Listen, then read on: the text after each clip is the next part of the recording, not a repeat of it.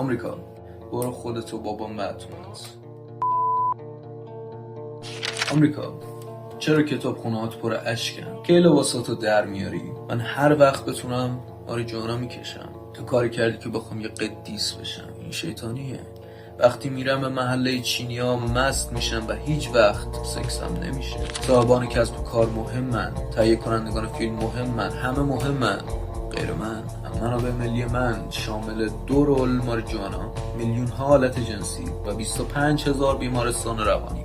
من درباره زندان هم هیچی نمیگم. درباره میلیون ها آدم محرومی که در گلدان پلاستیکی هم زیر نور 500 خورشید زندگی میکنن هیچی نمیگم. من فاحش خانه ها رو در فرانسه تخریب کردم.